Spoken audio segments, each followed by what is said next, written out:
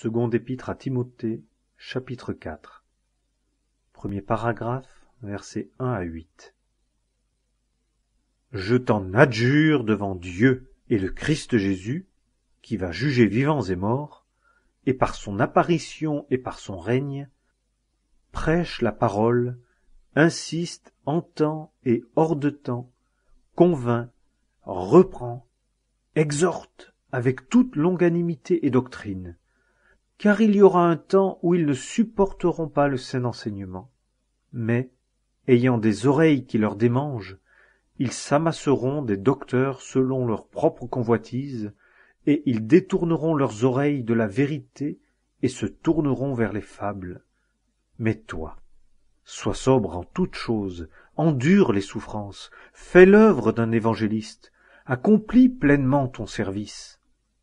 Car pour moi, je sers déjà de libation, et le temps de mon départ est arrivé. J'ai combattu le bon combat, j'ai achevé la course, j'ai gardé la foi.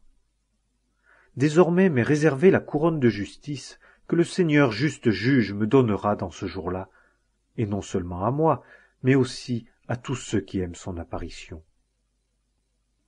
Deuxième paragraphe, versets 9 à 18. Empresse-toi de venir bientôt auprès de moi, car Démas m'a abandonné, ayant aimé le présent siècle. Et il s'en est allé à Thessalonique. Crescens en Galatie, Tite en Dalmatie. Luc seul est avec moi. Prends Marc et amène-le avec toi, car il m'est utile pour le service. Or, j'ai envoyé Tychik à Éphèse. Quand tu viendras, apporte le manteau que j'ai laissé en Troade chez Carpus, et les livres, spécialement les parchemins. Alexandre, l'ouvrier en cuivre, a montré envers moi beaucoup de méchanceté. Le Seigneur lui rendra selon ses œuvres. Garde-toi aussi de lui, car il s'est fort opposé à nos paroles. Dans ma première défense, personne n'a été avec moi, mais tous m'ont abandonné. Que cela ne leur soit pas imputé. Mais le Seigneur s'est tenu près de moi et m'a fortifié, afin que par moi la prédication fût pleinement accomplie et que toutes les nations l'entendissent. Et j'ai été délivré de la gueule du lion. Le Seigneur me délivrera de toute mauvaise œuvre et me conservera pour son royaume céleste. À lui la gloire, au siècle des siècles. Amen.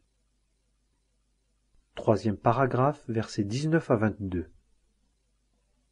Salut Prisca et Aquilas et la maison d'Onésiphore. Éraste est demeuré à Corinthe, et j'ai laissé Trophime malade à Milète. Empresse-toi de venir avant l'hiver. Eubulus et Pudens, et Linus et Claudia, et tous les frères te saluent. Le Seigneur Jésus-Christ soit avec ton esprit.